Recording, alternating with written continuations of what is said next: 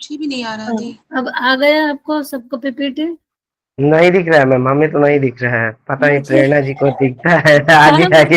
अरे अरे भाई वो वाईफाई और नेटवर्क जो मोबाइल नेटवर्क पे होता है ना, तो हो जाती है नेटवर्क की प्रॉब्लम। वाईफाई में बहुत रेयर होती है, तो वाईफाई है इस वजह से मेरे को मतलब दिक्कत नहीं होती है। और हाँ अभी पीपीटी दिख रहा है, मेरे को तो दिख रहा है। चलो फिर एक बार जिनको नहीं दिख रहा है ना, वो एक बार लेफ्ट होके फिर से ज्वाइन करे। ओके, तो शायद आपका नेटवर्क प्रॉब्लम सॉल्व हो जाएगा और आपको अच्छे से पीपीटी दिखेगी।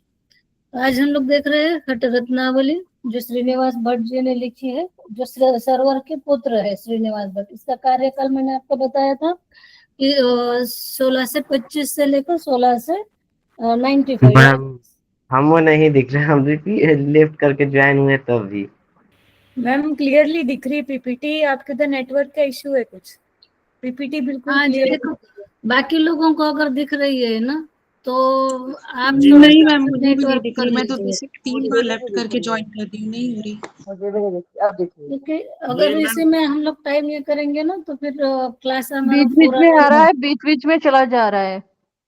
देखो नेटवर्क जिसमें गड़बड़ भी होगा आ आपका। जा रहा है ना, तो देखो उसके मैं नेटवर्क आपको ना की पीपीटी प्रॉब्लम है। भेज दूंगी, आप फिर से एक बार डाउनलोड करके आप अपना इधर पीपीटी ओपन करके पीपीटी देखिए। मैम ग्रुप में कल सर ने डाल दी थी, आप तो बिना पीपीटी के पढ़ा दी, सब अपने मोबाइल में खोल लेंगे पीपीटी। हाँ, कल आप सर ने अपने डाली थी मोबाइल पे देख लीजिए।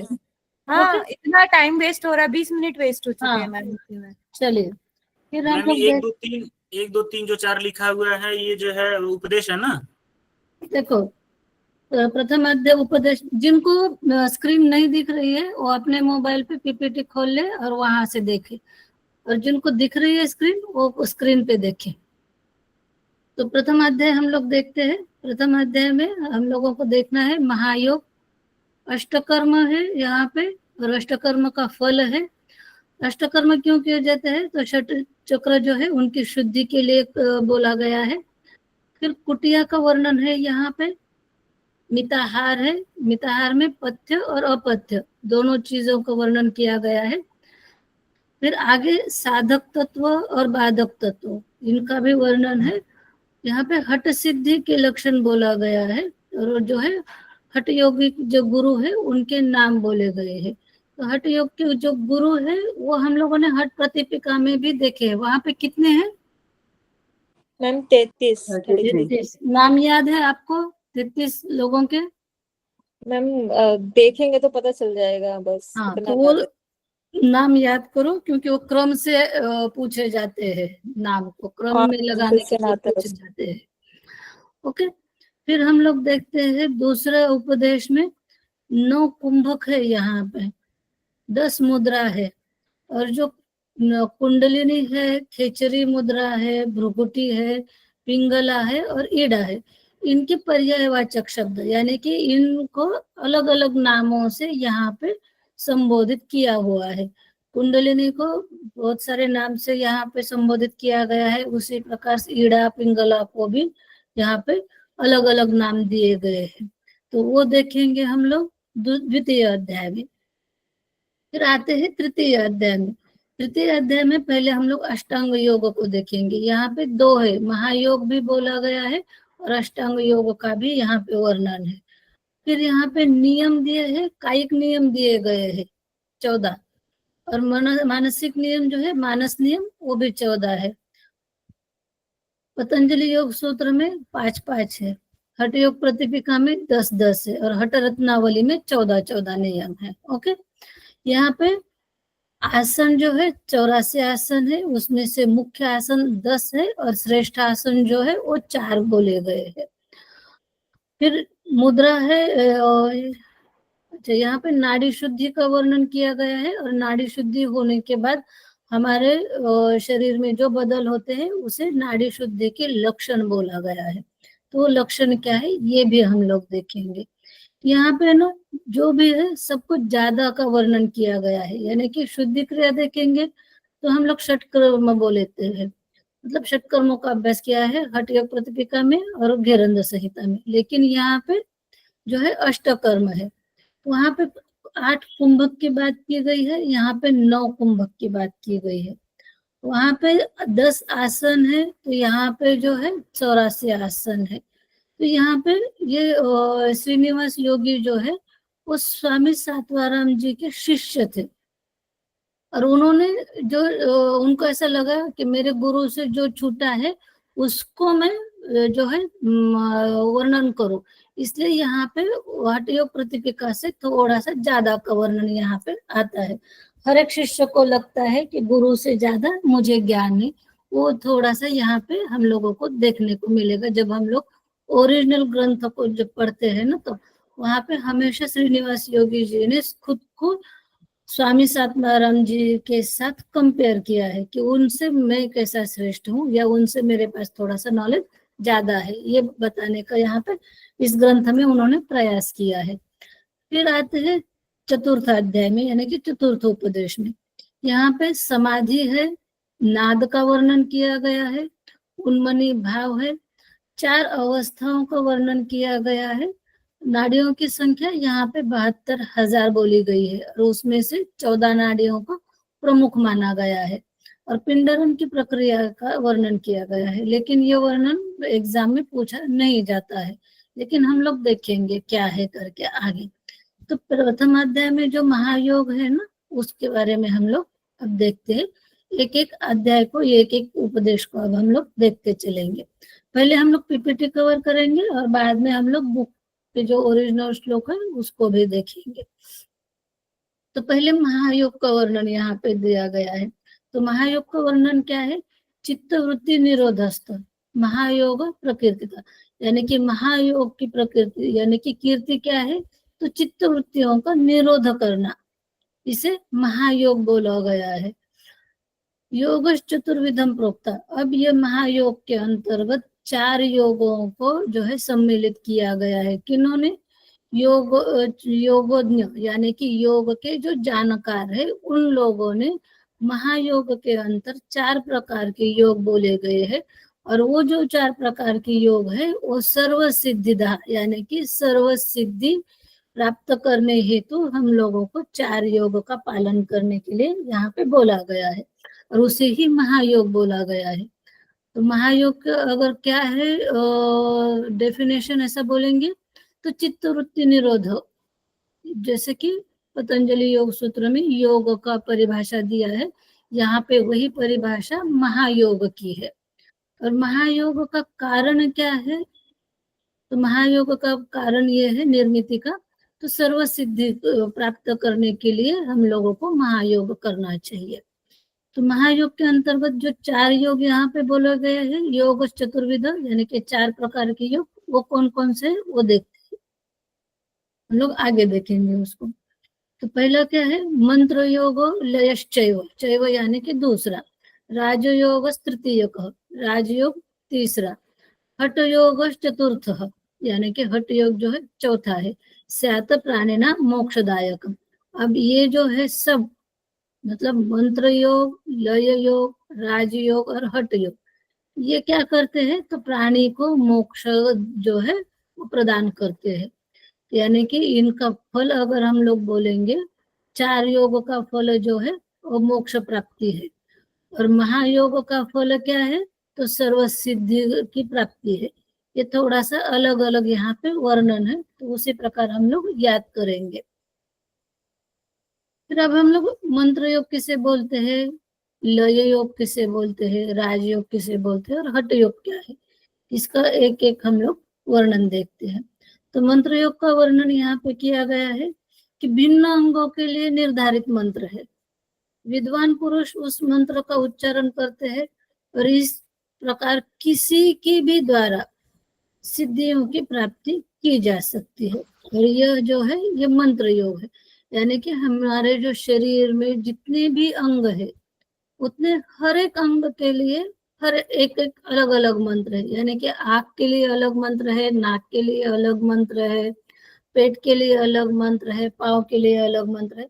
हर एक अंग के लिए अलग अलग मंत्र यहाँ पे वर्णन किया गया है मंत्र योग में, और उसी का उच्चारण कोई कर सकता है अपनी शक्ति के अनुसार। तो अगर मंत्र का जप करता है तो उसको उस सिद्धि का प्राप्ति होती है। तो उसे मंत्र योग बोला गया है। तो यहाँ पे याद क्या रखेंगे कि हर एक अंग के लिए अलग अलग मंत्र है और उसके उच्चारण से किसी को भी सिद्धि प्राप्त हो सकती है। किसी को भी मतलब जो मंत्र का जाप करेगा या जो मंत्र का उच्चारण करेगा उसी को सिद्धि प्राप्त होगी। ये होता है मंत्र योग। अब हम लोग देखते हैं लय योग। तो लय योग का वर्णन क्या किया है? जब चित्त जो है पूर्ण रूप से तल्लीन हो जाता है और संकेत द्वारा लय की प्राप्ति होती है। अब संकेत द्वारा यानी कि कोई आवाज हम लोगों को सुनाई देती है। जब हम लोग चित्त पूरी तरह से तल्लीन हो जाना यानी कि हम लोग समाधि के लिए जब बैठते हैं ना आंखें बंद करके, तब हम लोगों को कोई नाद सुनाई देता है तो वो जो है वो संकेत बोला जाता है। तो वहां पे संकेत किसी का भी, किसी को घंटा नाद सुनाई देता है, किसी को शंख का नाद सुनाई देता है, वो सारा लय योग की प्राप्ति का लक्षण बोला गया है। और वहां यहाँ पे जो है ना 1.25 करोड़, यहाँ पे प्रिंट मिस्टेक हुई है। और अगर हम लोग मूल बुक भी देखेंगे ना तो वहां पे थोड़ा सा प्रिंट का मिस्टेक है। वहां पे सार्ध कोटि बोला गया है। सार्ध यानी कि अर्ध यानी कि अर्धा का अर्धा यानी कि 1.25, और 1.25 करोड़ जो है वहां पे नाद बोले गए हैं। उसमें से जो है जो नादानुसंधान है उसको श्रेष्ठ बोला गया है। फिर आते हैं हम लोग राजयोग में। अब राजयोग में क्या होता है कि हमारी जो इंद्रिया है ना वो विषय सुख से विनमुख हो जाती है। वहां पे वायुरोध नहीं होता है और चित्त जो है देश काल से बंध हुआ नहीं होता है। आंखों के लिए कोई लक्ष्य नहीं रहता है। और जो धारणा और ध्यान का अभ्यास जो है बिना सायस यानी बिना परिश्रम हम लोग जो है ध्यान और धारणा का अभ्यास करते हैं और उसी को ही समाधि बोला गया है। और उसी समाधि को राजयोग के समान यहाँ पे बोला गया है।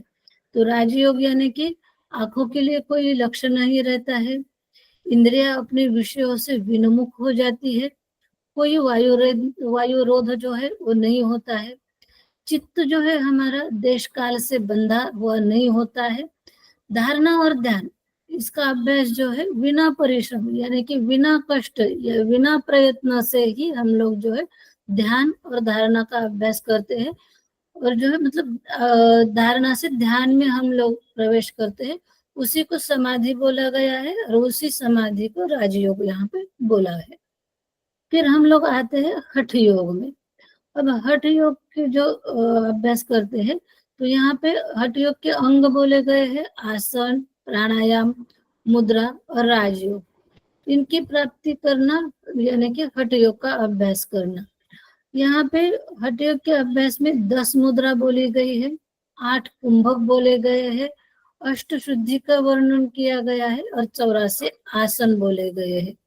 और सिंपल भाषा में हठ योग का जो वर्णन है कोई मतलब मतांतर में दिया गया है, यानी कि अलग कुछ विद्वानों के मत से हठ योग यानी कि सूर्य और चंद्र इनका संयोग ही हठ योग की प्राप्ति बोला गया है। तो ये हो गए हमारे 4 योग यानी कि महायोग। तो हर एक योग का यहाँ पे हम लोगों ने विस्तृत तरीके से वर्णन देखा है। अब हम लोग आगे चलते हैं। षटकर्म यहाँ पे बोले गए हैं। हठ योग प्रतिपिका में और जो है गेरन संहिता में अष्ट कर्म बोले गए हैं, षट बोले गए हैं और यहाँ पे अष्ट बोले गए हैं। वहां पे 6 कर्म है, यहाँ पे 8 कर्म है। तो इसको क्रम से ही याद रखना है क्योंकि हर एक बार मैं आपको बोलूंगी सीक्वेंस से बहुत सारे क्वेश्चन पूछे जाते हैं, तो हर एक का सीक्वेंस याद रखना है। तो ये हम लोग हत रत्नावली का अष्टकर्म का सीक्वेंस देखते हैं। तो चक्री पहला कर्म है। चक्री में क्या करना है? तो हमारी उंगली जो है गुदाद्वार में रखनी है और वहां पे उसको गोल गोल घुमाना है। जब तक गुदाद्वार की जो है शांति नहीं होती तब तक हम लोगों को वहां पे घुमाना है। उसे यहाँ पे चक्री कर्म बोला गया है। फिर 2 प्रकार की नौली बताई गई है। अगला कर्म जो है नौली है। तो दो प्रकार के नवली है, बाह्य नवली और अंतरा नवली। धोती कर्म बोला गया है, एक ही प्रकार का धोती है, जो वस्त्र धोती का वर्णन हम लोगों ने हथ प्रतिपिका में देखा है, वही यहाँ पे धोती का वर्णन है। 4 अंगुल चौड़ा कपड़ा लेना है और लंबाई उसकी 20 हाथ होनी चाहिए, और वो धीरे धीरे से हम लोगों को निगलना है और फिर वापस 2 या 3 बार पेट के अंदर घुमा के उसको वापस निकालना है, उसे धोती बोला गया है। वहां पे हथ प्रतिपिका में धोती के ये कितने दी गई है लंबाई कपड़े की? 15 हाथ है, यहाँ पे 20 हाथ है, तो यहाँ पे सब कुछ ज्यादा ज्यादा है। ओके, फिर बोला गया है नीति कर्म। तो नीति में 6 वितस्त यानी कि 54 इंच 54 इंच का यहाँ पे सूत्र बोला गया है। अब वो सूत्र का भी वर्णन है कि वो जो चूहे की पूंछ के जैसा होना चाहिए, स्निग्ध होना चाहिए यानी कि मुलायम होना चाहिए, और 6 वितस्त लंबा होना चाहिए। ये सारा सूत्र का यहाँ पे वर्णन आता है। फिर देखते हैं बस्ती। बस्ती 2 प्रकार की बस्ती है, एक तो वायु बस्ती और जल बस्ती। फिर ये बस्ती के ही अंतर्गत गजकर्णी और गुरु गजकर्णी का वर्णन दिया गया है। तो बस्ती 2 ही प्रकार की है, लेकिन बस्ती के पूरक यहाँ पे गजकर्णी और गुरु गजकर्णी का वर्णन दिया है। फिर हम लोग देखेंगे त्राटक, और लास्ट में जो है मस्तक भ्रांति, जिसे हम लोग कपाल भाती के नाम से जानते हैं, उसी को ही यहाँ पे मस्तक भ्रांति दिया हुआ है। तो ये याद करने के लिए आप ऐसे याद कर सकते हो, चक्री का च, नौली का न, च न, धोती का ध, नेति का न, ध न, बस्ती का ब, गजकर्णी का ग, ब न, और त्र म, च न, ध न, ब ग, त्र म। ये अष्टकर्म आपके याद हो जाएंगे क्रम से। फिर हम लोग देखते हैं अष्टकर्म करने के बाद जो है हठ योग सिद्धि के लक्षण यहाँ पे बोले गए हैं। तो ये अर्थ याद रखने से अच्छा है कि आप जो है ना श्लोक याद रखो, क्योंकि क्रम से याद रख हो पाएगा अष्ट सिद्धि का, ये हठ योग सिद्धि के लक्षण। तो श्लोक क्या है यहाँ पे?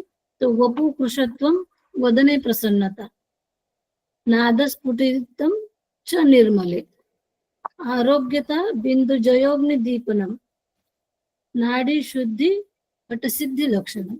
यानी कि वपु कृशत्वम, वपु यानी कि शरीर, शरीर का पतला होना, कृशत्वम यानी कि कृश यानी कि पतला, शरीर का पतला होना, वदने प्रसन्नता, वदन यानी कि हमारा फेस, मुख, उस पे हमेशा प्रसन्नता आएगी।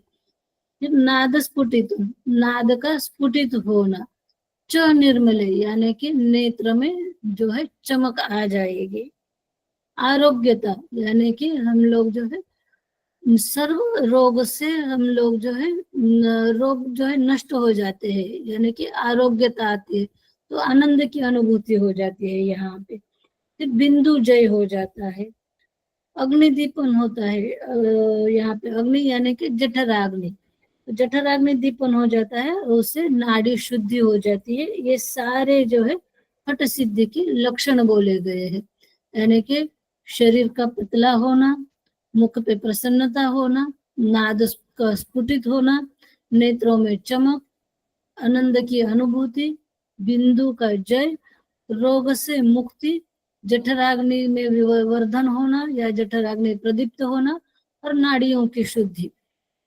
ये सारे के सारे हठ शुद्धि के लक्षण बोले गए हैं। तो तीसरे अध्याय में नाड़ी शुद्धि के लक्षण है, तो यहाँ दोनों में कंफ्यूज नहीं होना है। ये पहले याद करो कि हठ शुद्धि के लक्षण क्या है।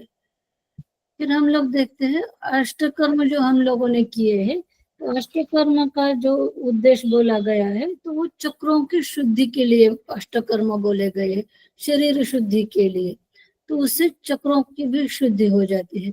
तो कौन से कर्म से कौन सा चक्र हमारा शुद्ध होता है, इसका यहाँ पे वर्णन दिया गया है। तो जब हम लोग चक्री कर्म करते हैं ना, तब मूलाधार चक्र हमारा शुद्ध हो जाता है।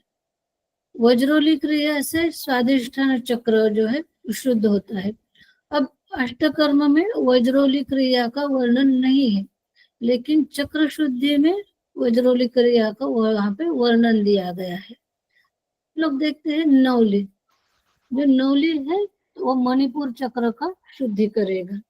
धोती से दो कर्म की शुद्धि, दो चक्रों की शुद्धि होती है धोती कर्म से। एक तो अनाहत चक्र की, यानी कि हमारा हृदय चक्र है उसकी, और विशुद्धि चक्र यानी कि कंठ चक्र की शुद्धि होती है। धोती से दो चक्रों की शुद्धि हो जाती है। फिर दो क्रियाएं दी है, नेति और त्राटक। इससे जो है हमारा आज्ञा चक्र जो है वो शुद्ध हो जाता है। और बस्ती और कपालभाति यानी कि मस्तक भ्रांति से संपूर्ण शरीर की शुद्धि होती है। एक बार क्वेश्चन पूछा था, संपूर्ण शरीर की शुद्धि के लिए कौन कौन से जो है अष्टकर्म किए जाते हैं? तो बस्ती और कपालभाति यानी कि मस्तक भ्रांति, इन दोनों से पूरी की पूरे शरीर की शुद्धि हो जाती है।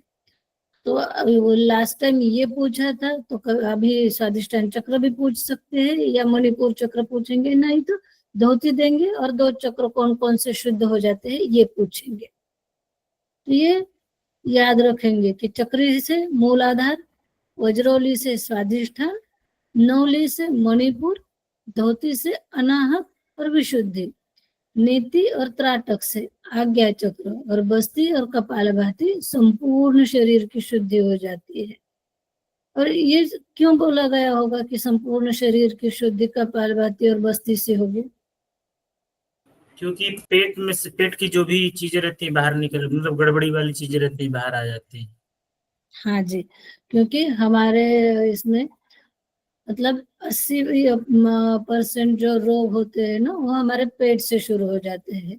तो पेट अगर साफ होता है तो हमारा शरीर भी शुद्ध हो जाता है। और ये बस्ती और कपालभाति हमारे पेट की शुद्धि होती है, और वहां से हमारा जठराग्नि जो है वो प्रदीप्त होता है। इसीलिए संपूर्ण शरीर की शुद्धि इन दो क्रियाओं से होती है।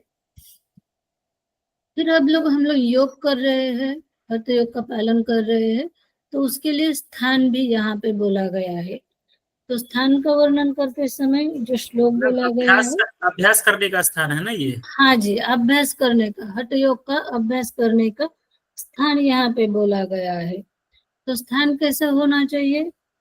तो सुराष्ट्रे धार्मिक देशे सुभिक्षे निरुपद्रवे एकांत मठिका मध्य स्थातव्यम हठ योगिना।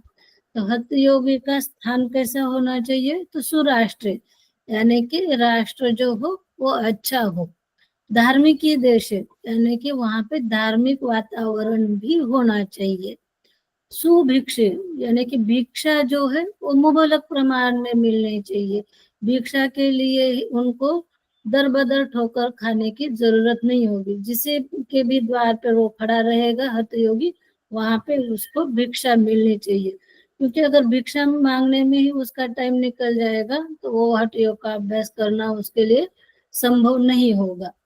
फिर बोला गया है निरुपद्रव यानी कि कोई प्रकार का उपद्रव नहीं होना चाहिए, ना दंगे होने चाहिए, ना फसाद होना चाहिए, ना वहां पे किसी प्राणियों से हमला होना की संभावना होनी चाहिए।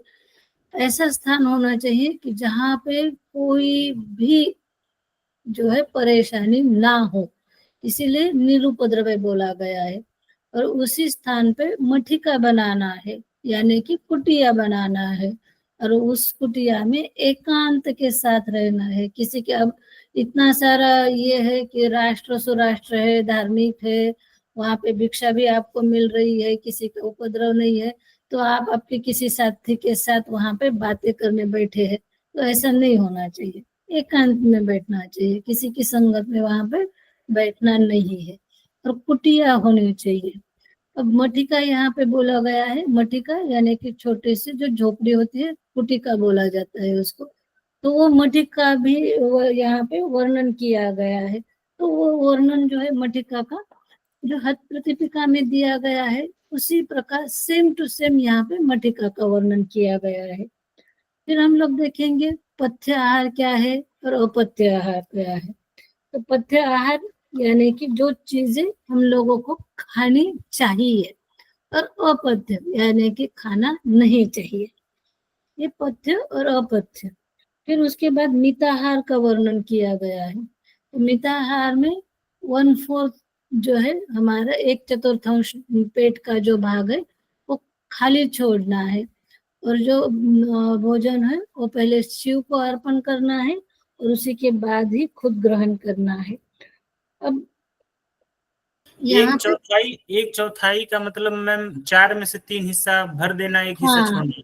अगर हम लोग 100% पेट बोलेंगे तो 25% हम लोगों को खाली रखना है और बाकी का 75% यहाँ पे भरना है। ओके, 70%। 25% में से अगर 100 में से 25 निकालेंगे तो बाकी कितना रहेगा भाई? 75। 75 रहेगा। ओके, तो 75% हम लोगों को फूड खाना है, खाना पीना जो भी है वो यहाँ पे वर्णन किया। अब हठ योग प्रतिपिका में ना ये 1/4 में भी 1/3 जो है वो हवा के लिए और 1/3 जो है वो पानी के लिए बोला गया है। यहाँ पे ऐसा कुछ वर्णन नहीं है, यहाँ पे खाली 1/4 जो है वो खाली छोड़ना है और बाकी आप जो है फूड से फुल कर सकते हैं, ऐसा मिताहार का वर्णन किया गया है। लेकिन जो भी आप फूड खाओगे, जो भी अन्न आप ग्रहण करोगे, वो पहले शिव जी को अर्पित करोगे और बाद ही आप प्रसाद के रूप में वो आप लोग खाना खाओगे। फिर आते हैं साधक और बाधक तत्व में।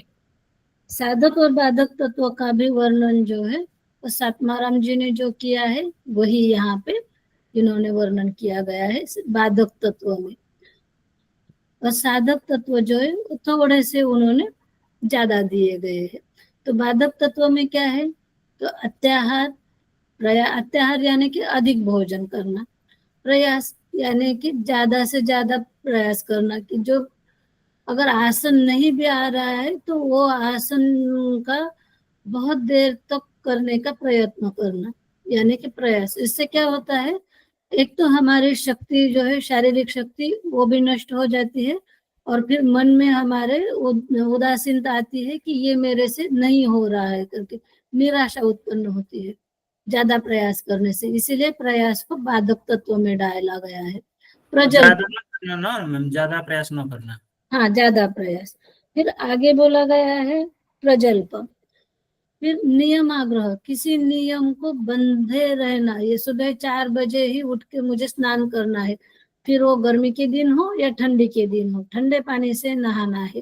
तो गर्मी के दिनों में तो चलो ठीक है, अगर ठंडी में ठंडे पानी से आप 4 बजे नहाओगे तो आपको जो है सर्दी या फीवर कोई भी जो है परेशानी झेलना पड़ता है। तो इसीलिए नियमाग्रह नहीं होना चाहिए।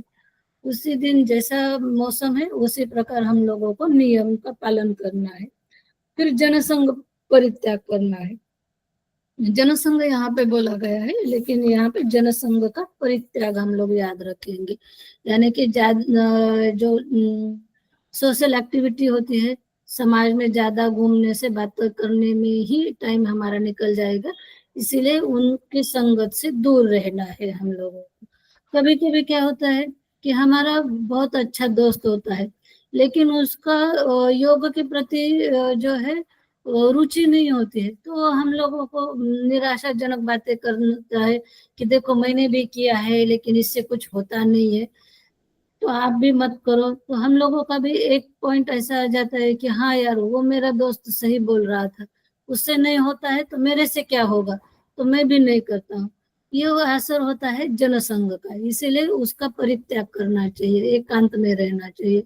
और फिर जो है लौल्य, लौल्य यानी कि शरीर का कंपन, यानी कि मन जो है अस्थिर हो जाता है, तब शरीर में कंपन उत्पन्न हो जाता है। किसी आसन में आप जाते हो तो आधा सेकंड आप होल्ड कर सकते हो, लेकिन उससे ज्यादा आप अगर होल्ड करने की कोशिश करते हो तो शरीर में एक प्रकार का कंपन निर्माण होता है, तो उसे लौल्य बोला जाता है। ये हो गए हमारे बाधक तत्व। प्रजल्प, प्रजल्प प्रजल्प यानी कि बातें ज्यादा करना। ओके, फिर आते हैं हम लोग साधक तत्व में। तो साधक तत्व यानी कि योग को पूरक जो कार्य करने चाहिए, या पूरक तत्व जो है उसे साधक बोला गया है, जिससे हमारी साधना जो है वो ज्यादा से ज्यादा हो जाएगी और हम लोग साधना की तरफ बढ़ेंगे। तो उसमें पहले उत्साह है, फिर निश्चय है, धैर्य है, पूर्ण तत्व ज्ञान है, बिंदु स्थिर है, मिताहार का पालन करना है, जनसंग का त्याग करना चाहिए, निद्रा का त्याग करना चाहिए, श्वास पर नियंत्रण होना चाहिए, आसन में स्थिरता आनी चाहिए, आलस्य का त्याग होना चाहिए, और सबसे इम्पोर्टेंट आचार्य और गुरु की कृपा आपके ऊपर होनी ही होनी चाहिए। तब जाके आपकी साधना जो है तरफ आप जो है मार्गस्थ होंगे, या साधना की तरफ आप जो है बढ़ेंगे। इसके मीनिंग आपको पता हो गए, उत्साह क्या है, निश्चय, धैर्य। तो हम लोग आगे देखते हैं। यहाँ पे फिर गुरुओं के नाम बोले गए हैं। तो गुरुओं के नाम जो है वो हठ योग प्रतिपिका में जो नाम है वही नाम यहाँ पे है। तो कोई बताएगा मुझे कौन से नाम वहाँ पे दिए गए हैं?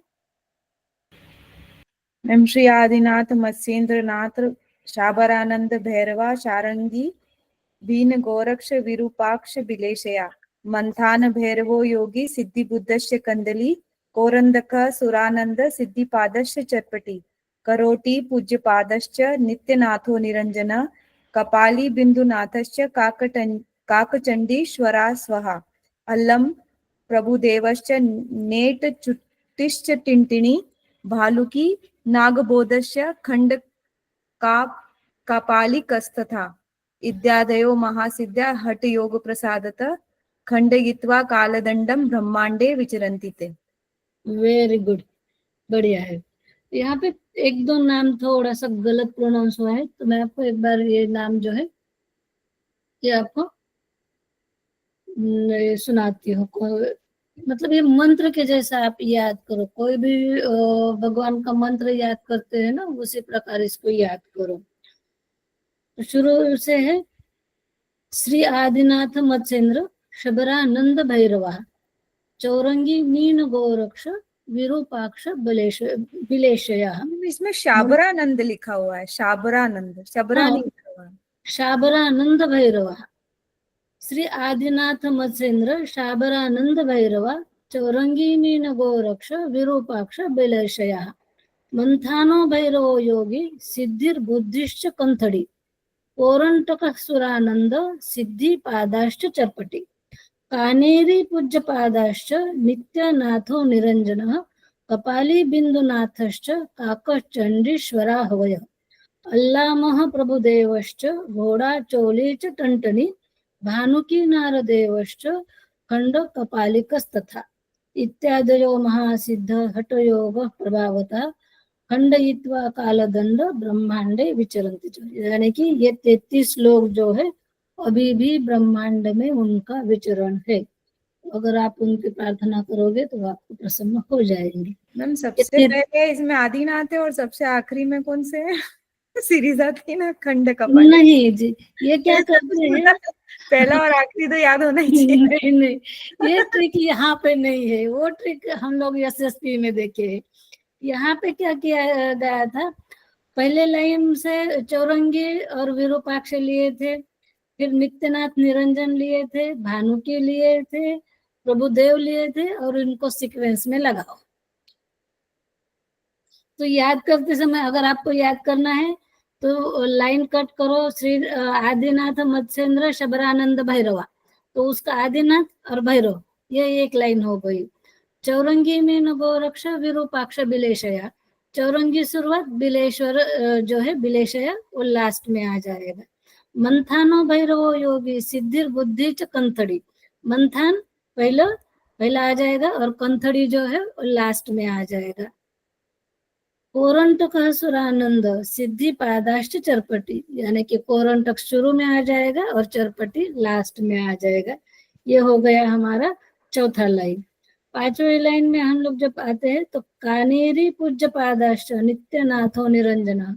अब कानेरी जो है वो पहले आ जाएंगे और निरंजन जो है वो लास्ट में आ जाएंगे।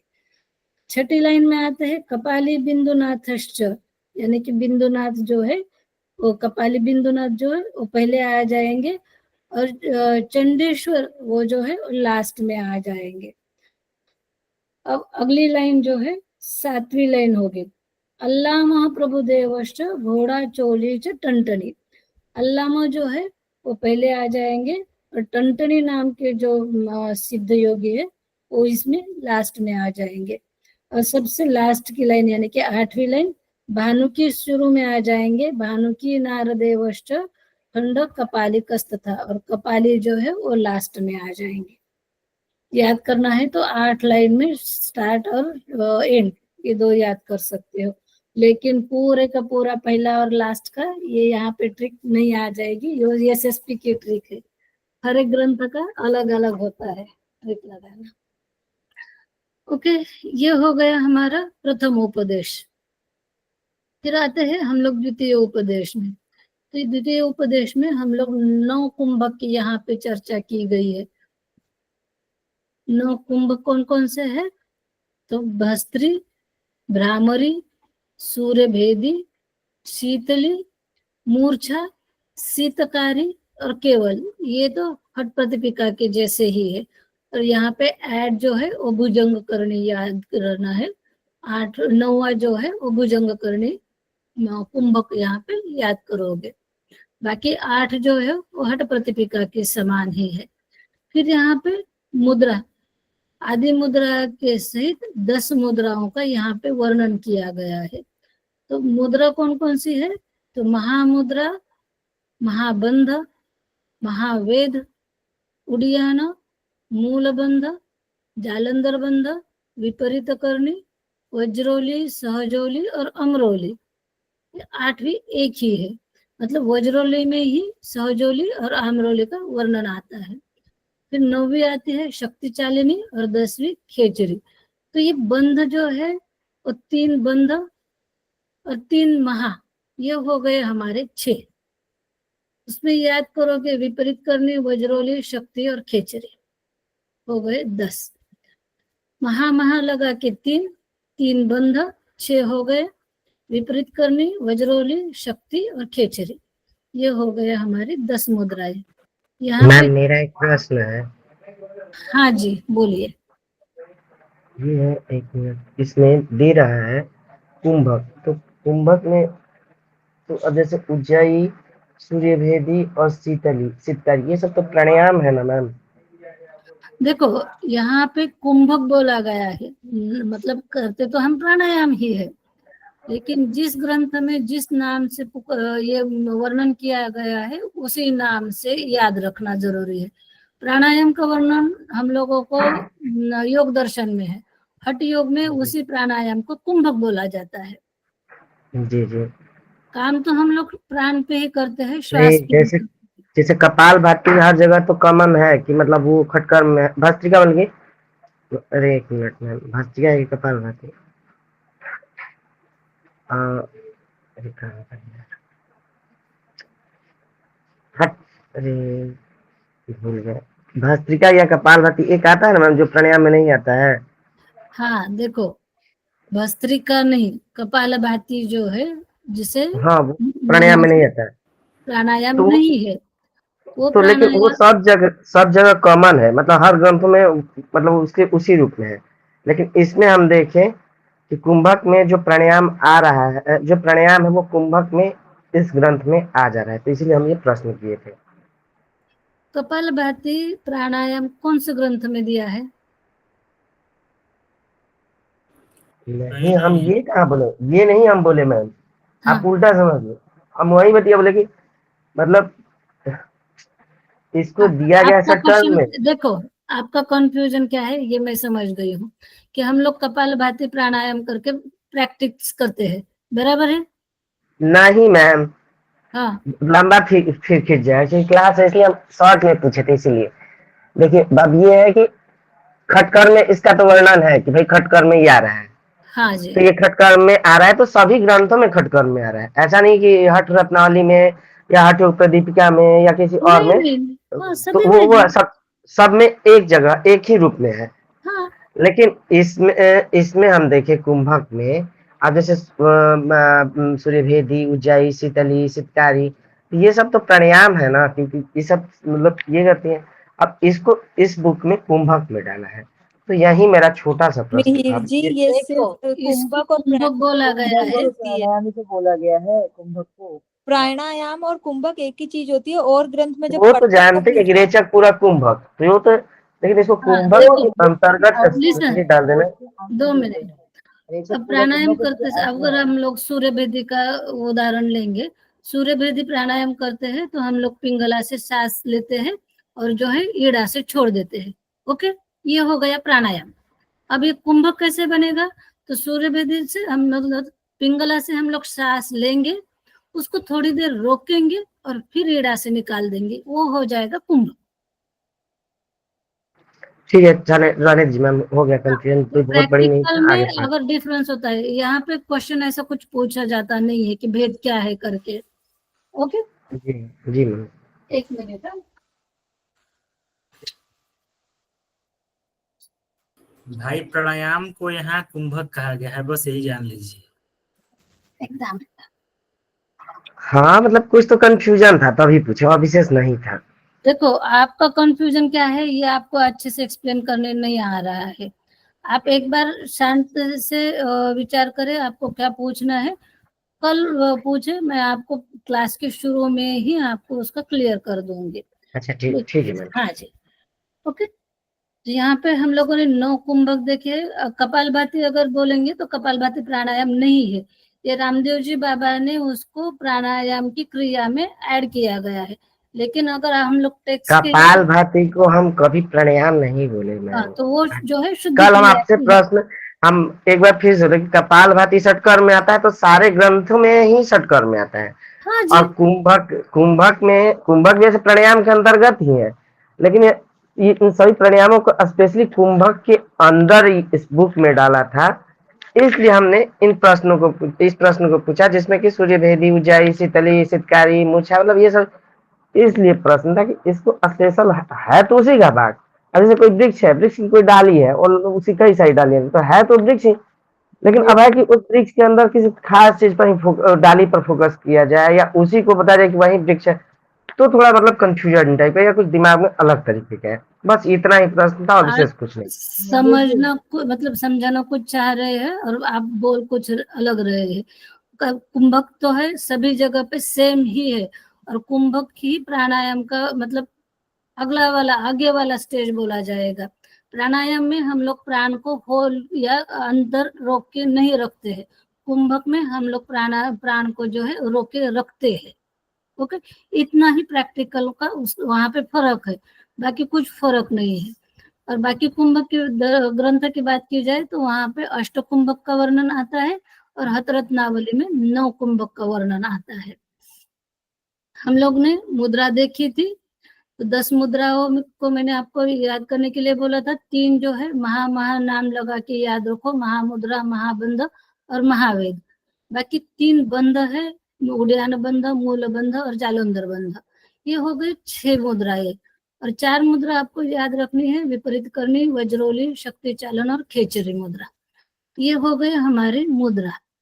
फिर हम लोग देखते हैं कि शक्ति चालनी का वर्णन किस प्रकार किया गया है। तो वहां पे ना वेष्टांबर करके नाम दिया गया है, यानी कि एक वस्त्र का प्रकार होता है जो गुरु के द्वारा ही हमें प्राप्त होता है।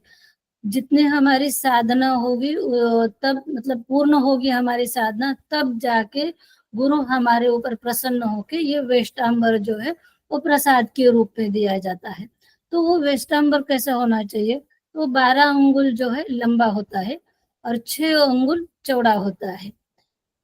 तो ये वेष्टांबर हम लोगों को मिलता है, और इस वेष्टांबर के साथ हम लोग जो प्रैक्टिस करेंगे वो कितनी करनी है? 2 मुहूर्त मतलब 6 महीनों तक हम लोगों को शक्ति चालिनी की प्रैक्टिस करने के लिए यहाँ पे वर्णन किया गया है।